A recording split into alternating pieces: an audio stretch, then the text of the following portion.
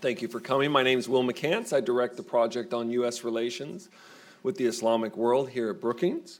We're here to discuss the rollout and the findings of our new poll conducted by Shibley Telhami on American attitudes on refugees from the Middle East, which sadly is a very timely topic today, given the tragedy yesterday and the political turmoil and discussion surrounding the role and value of refugees in our society and their links to international terrorism. If you'd like to follow online, the hashtag is up there. It's hashtag refugee crisis. Joining us today to talk about his poll and his findings is Shibley Telhami, who's a non-resident senior fellow in the Project for U.S. Relations with the Islamic World, and Anwar Sadat Professor for Peace and Development at the University of Maryland. The discussant today is Indira Lakshmanan, who is a contributor at Politico and the Boston Globe and was previously with Bloomberg and the New York Times. This is the first event we're holding to kick off the next few days of a conference on the Syrian refugee issue.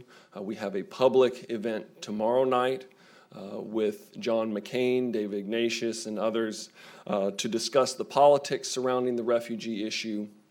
That will be on the record, and then the following day on Wednesday it will be an off-the-record program bringing together practitioners and policymakers to see if we can come up with some innovative ways for dealing with this problem. But now I'd like to introduce to you Shibley and to ask him to share with us his findings. Shibley.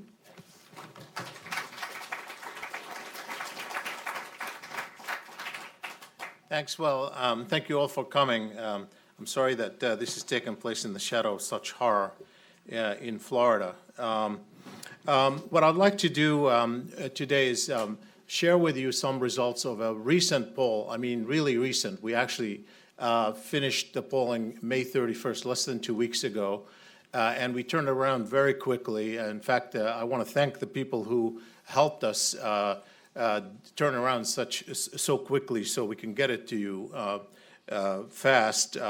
Particularly, I'm just going to go through here and just mention first my colleagues at the Program for Public Consultation, particularly Steve Cull, Evan Lewis, and Claire Ramsey, who have been really good partners in helping us sort through the data and been extremely instrumental. Always great to work with them.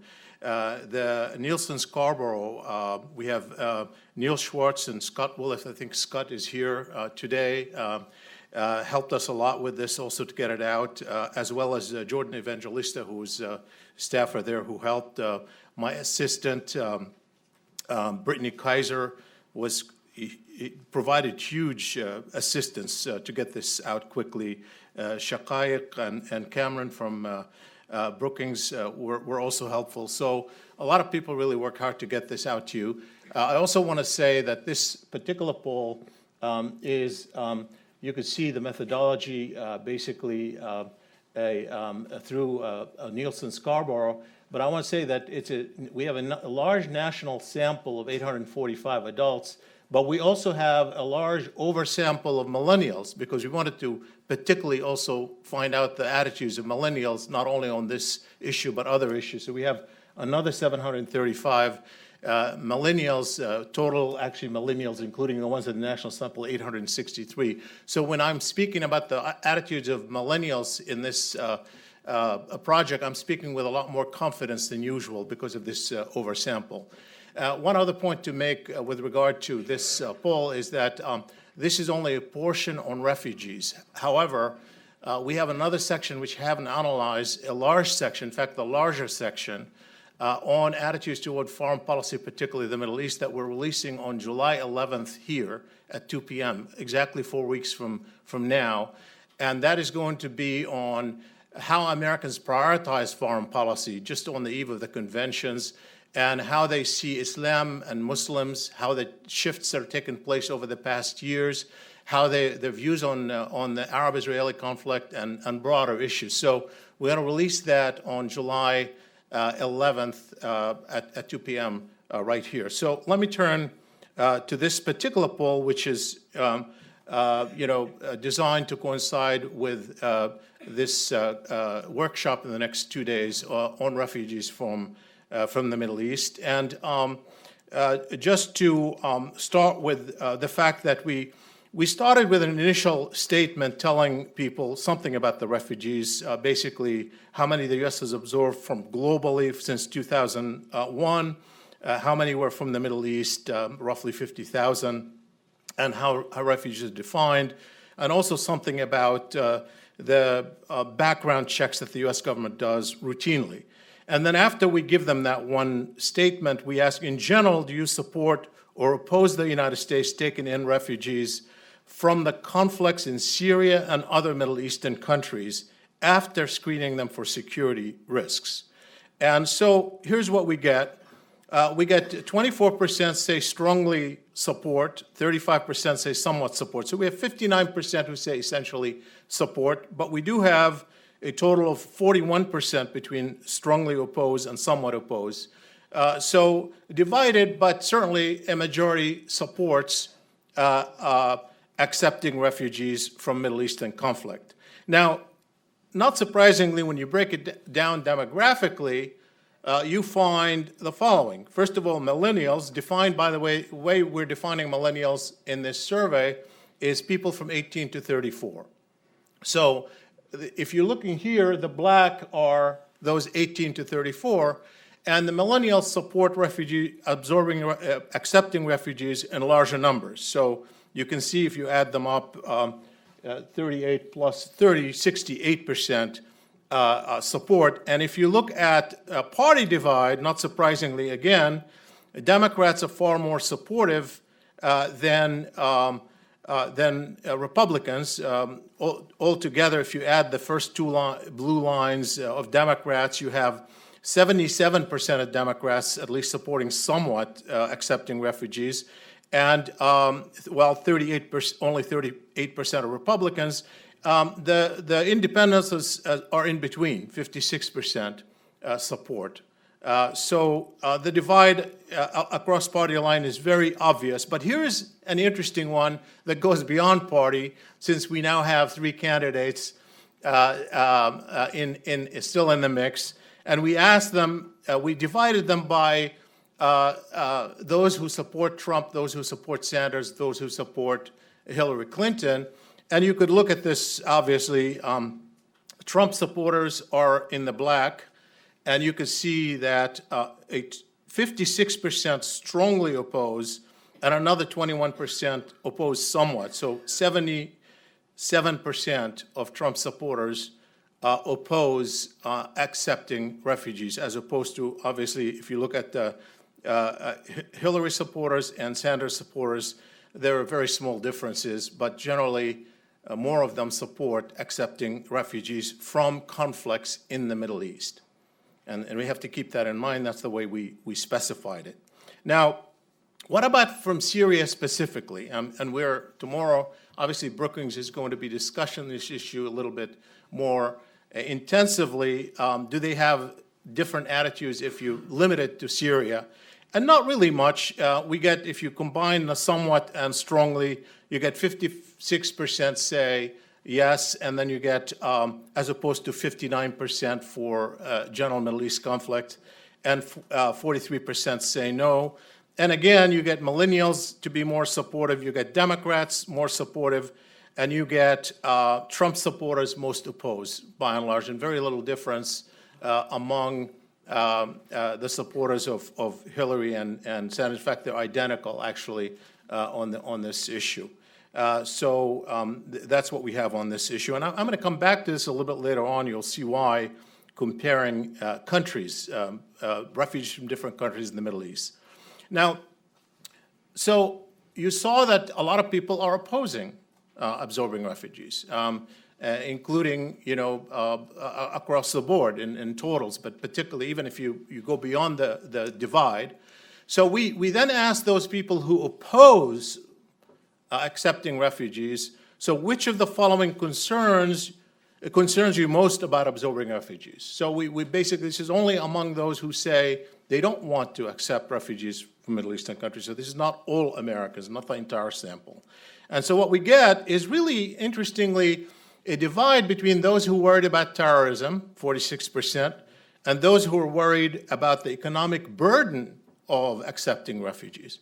Almost the same number, actually, the same percentages. So those who are opposing absorbing refugees are not all worried about terrorism. It's really half and half, roughly, and 9% say they're concerned about having more Muslims in the U.S. That number, by the way, is probably small because, obviously, unfortunately, you'll see from other data, people link Islam and terrorism, and so you're going to find more about the worries in terrorism related to this issue. But nonetheless, you could see that the economic burden question appears to be a big one, more than we thought. Again, the partisan divide is obvious on almost every issue, with Republicans being more concerned about terrorism, with Trump supporters being more concerned about terrorism. Now, we shift to a question of moral obligation, which is apart from the question of whether or not the U.S. should accept more refugees, does the U.S. have a moral obligation to help refugees from the following countries? And we specify these 3 conflict countries that have been contributing a large number of refugees, Libya, Iraq, and Syria, to see whether they have some differentiation in their minds.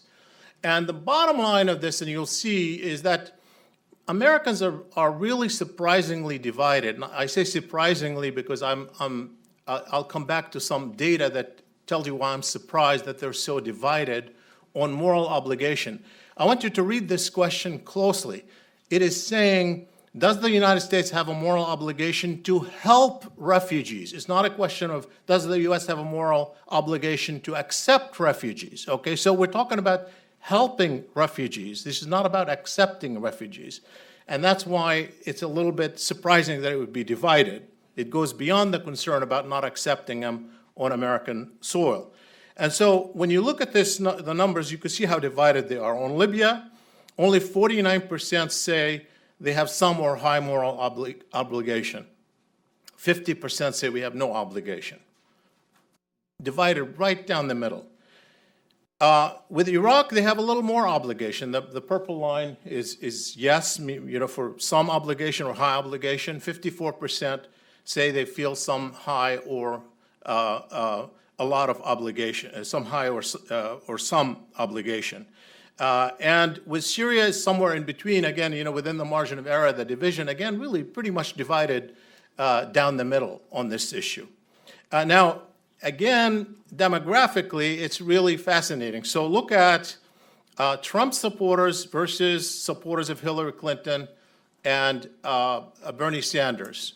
77% of Trump supporters say they have no obligation to, certainly this is toward Libya, refugees from Libya, while 66% for both Bernie Sanders and Hillary Clinton supporters who say we have some or high obligation. The same thing holds, if you look at Iraq, 69% of Trump supporters say no obligation. With Syria, 74% of Trump supporters, we have no obligation. Now, when I say it's surprising, one reason I find it surprising is the following, is look at this question. How much of a role do you believe the 2003 Iraq War has played in the events leading to the emergence of the refugee crisis in Syria? Significant role, small role, or no role? And look at the numbers. Only 11% say no role. And a majority, 50%, say a significant role. Another 31% say a small role. And if you take into account that particularly during this election year, a lot of people are blaming the United States for the Iraq War, including Trump, who's either blaming George W. Bush initially or the decision by Obama to pull out early, but he's nonetheless blaming, quote, the mess in the Middle East to the Iraq War, and blaming our leaders, whether it's Bush or Obama, for that. And obviously Democrats have generally held that the war has been devastating and blamed George W. Bush for it more. So the U.S., obviously the public sees some kind of connection to the Iraq War. They think the Iraq War has had a devastating impact, and yet they only, half of them don't think we have any moral obligation. So there's some disconnect here that needs to be unpacked. Maybe we could talk about it in the discussion. So I want to go through a few other questions. How many refugees should the U.S. sponsor and resettle in 2017? We gave them a benchmark, and the benchmark was that the Obama administration is aiming to accept 10,000 this year. So they already have a rough number in their own head based on what the Obama administration is planning to absorb this year. And so we gave them an open-ended question. Just write, type up the number that you want. We didn't give them numbers. And thanks to Nielsen Scarborough, they're very good at dealing with open-ended questions and tabulating for us. So what we have here is the median number is roughly 15,000, actually 10,000 in the total, 15,000 for Democrats, 15,000 for independents. I believe that's a typo in the end. The total is 10,000 for the benchmark as well. Okay, but look at the median at the mean number, where people write any number you want. They're pretty high actually. I mean, you have to take both of these numbers into account, the median and the mean. But for the total mean number is 58,928, 83,000, more than 83,000 for Democrats, and even for Republicans, over 35,000. In your estimation, how many refugees have been arrested in the United States since 9/11 over terrorism charges? Now, by the way, there have been, I believe, over 800,000 refugees accepted during that period. This is globally. This is not just the Middle East.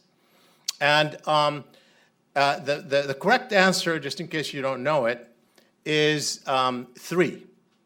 And actually, maybe 1 or 2 are on tenuous charges. So that is it. 3 people were charged with accusations of planning terrorism since 2000, out of the 100,000 refugees who came into the U.S. But what does the public think? We didn't give them that information, obviously. Only 14% said fewer than 5. So only 14% guessed this answer. Another 26% said less than 25, 30% said fewer than 100, and 28% said over 100. Obviously, the public is overestimating the connection between terrorism and refugees. It can't be any clearer than that. It's very obvious, and we can talk about why that is. But and as you might guess, again, there's also a divide. It's still pretty, the same trend holds across party divide, but Republicans tend to think they're more than Democrats and independents do. Look at the loss number, 36% of Republicans think more than 100, compared to 23% for Democrats, 25% for independents. Here are some ways the United States might respond to the refugee crisis. Please tell us whether you support or oppose the following measures. Now, here we give them options of how to deal with the refugee issue and see how they rank it on a scale. And then I'm going to give you how they rank it across the board in terms of support. What is the percentage of people who support the given option? The U.S. government should take more refugees into the U.S. Meaning the U.S. government itself as an agent should do that. That's 47% support that. Individuals and community groups should sponsor more refugees in the U.S. Those two on American soil. You get 60% who support that. Obviously, they prefer non-governmental organizations to do it, but they seem to be open to settling more on American soil. 60% say the U.S. Should give financial support to charities helping refugees abroad, and 79% say the U.S. should send humanitarian professionals to help refugees abroad. So you can see that the options that are non-governmental get the highest, and the options that are not on American soil get the highest numbers. Here are some ways. Let's see. This is just a breakdown by party. I'm going to skip that. In your estimation, no, I'm going backward instead of forward.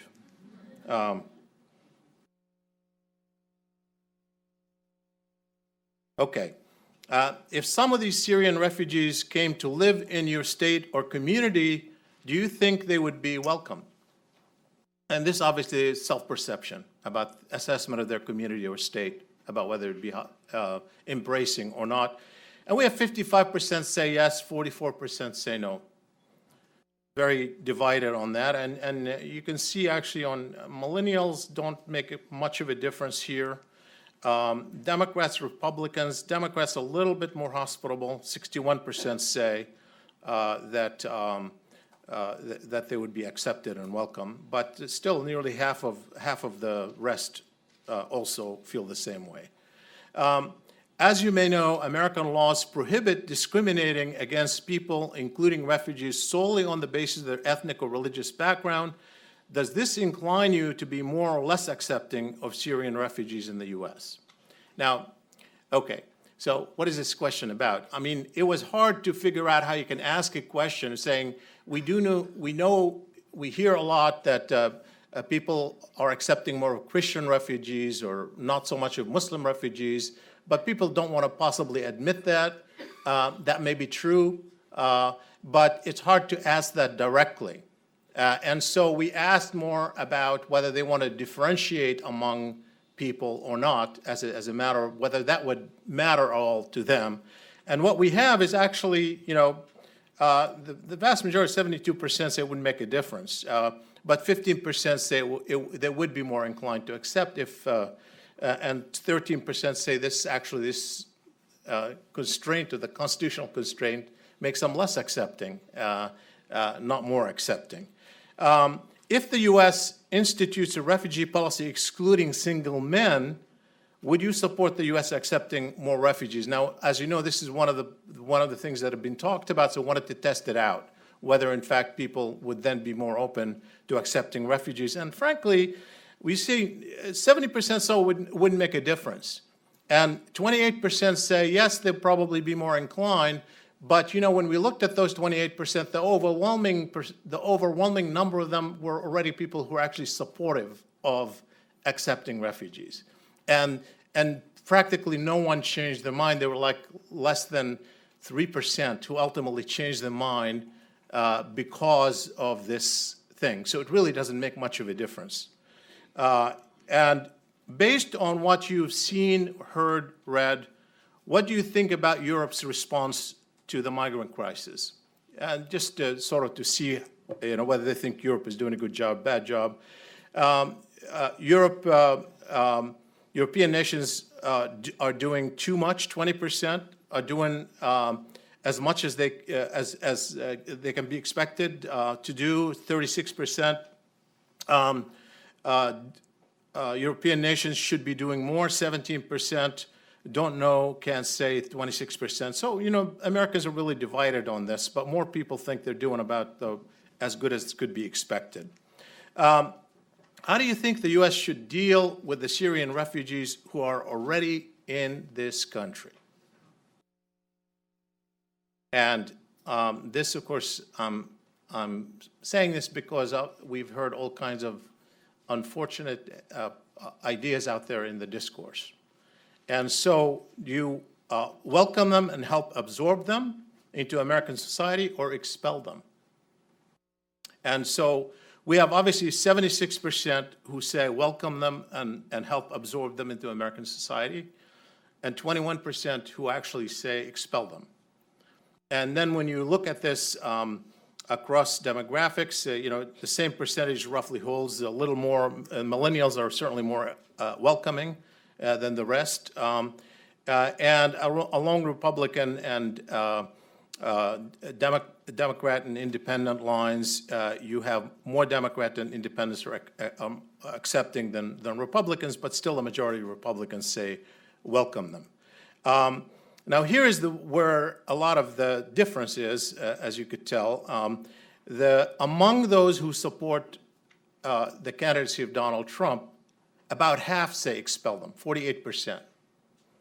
And 46% say absorb them. So they're completely divided, equally divided between expelling them and accepting them and welcoming them. And among the supporters of Hillary Clinton and Bernie Sanders, 91% say accept them and welcome them. So do you think the U.S. should deal with it? Okay, I'll just go through. Do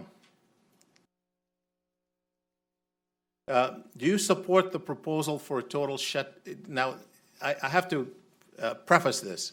This is, of course, the quote that's taken from Donald Trump when we know the awful idea that he put out there for a total shutdown of Muslims entering the United States until, quote, our country's representatives can figure out what is going on. So we put the quote exactly as it is because we wanted to be just accurate about what he had said, but we didn't say who said it. We just said, you know, what do you think, what do you feel about this proposal? And there's more, by the way, on this attitude toward the Muslim world, substantially more for the July thing because we haven't analyzed it yet. There's huge amount of data on attitudes toward Islam and Muslims. And so surprisingly, it's really a high number of people who say, yes, they support the proposal. Now, I want to tell you that we have debated even putting this question as is here among us. And the reason why we debated it is to be fair to a question like that, you have to have a set of other questions. Do you mean you're going to exclude like heads of state who are Muslim? Do you mean you're going to exclude people who you're trading with who are Muslim? Do you mean you're going to exclude the mayor of London? And when people start thinking about it, they start changing their mind. As you know, even Trump himself said, oh, no, I don't mean that. And no, I don't mean that. And no, I don't mean that. So keep that in mind. So don't overinterpret this result. But nonetheless, the initial inclination is really quite surprising. 38% say yes to this. And then when you break it down across different lines, you know, you find, again, millennials are the least inclined to say keep them out. You find a huge divide across parties with, you know, look at the difference between the red and the blue on that. 61% say yes of Republicans. 61% of Republicans agree with that statement. 81% of Democrats reject it. And look at the numbers when it comes to supporters of political candidates. So 80% of Donald Trump's supporters agree with this statement. Obviously, this is his own statement. Although we didn't say it, most of them, it's been obviously out there in the discourse. Who would you like to see take the lead in addressing the needs of refugees once they are in the United States? Not surprisingly, most people would like to have charities and other non-governmental organizations do it. 29% say the federal government, 17% the states. You know, across the party divide, again, not surprising, you know, fewer Republicans say the federal government or the state, and more of them say charities. Now, this should be on a scale, not on a scale. On a scale of 0 to 5, where 0 is not important and 5 is very important, how would you rate the following steps to deal with the Syrian refugees once they arrive?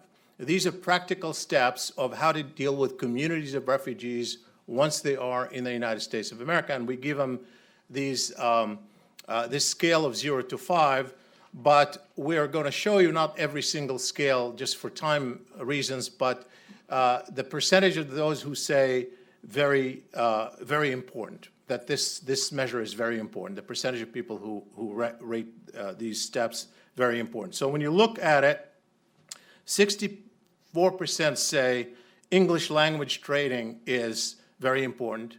46% say providing K through 12 education is very important. Job readiness, 33%.